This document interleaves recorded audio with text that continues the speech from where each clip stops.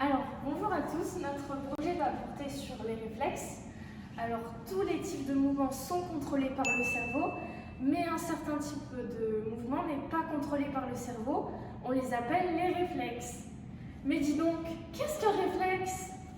Les réflexes, ce sont des réactions automatiques, involontaires et immédiates d'un organisme vivant dues à une stimulation.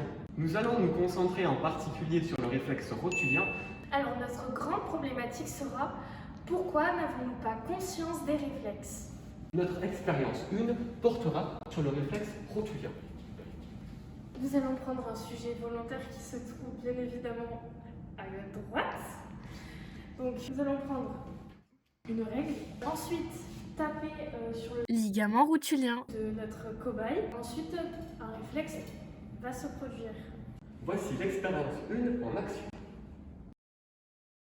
Si votre sujet est toujours vivant, le pied du cobaye où le choc a eu lieu doit entraîner l'extension de la jambe par contraction du quadriceps. Le choc produit sur le ligament rotulien va exciter un nerf et entraîner la création d'un message nerveux. Ce message nerveux va passer par le neurone sensitif, puis arriver à l'interneurone. Cependant, il va être directement renvoyé au neurone moteur pour pouvoir effectuer l'extension du quadriceps. Lors d'un processus classique, le message serait passé par le tronc cérébral pour arriver dans l'aire corticale stimulée et ensuite être renvoyé aux muscles.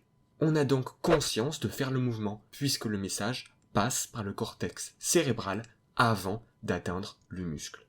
Nous pouvons conclure qu'à la différence des mouvements classiques, les réflexes ne passent pas par le cerveau, mais sont directement renvoyés dans le muscle. C'est pour cela que nous n'avons pas conscience de faire un mouvement dans un premier temps.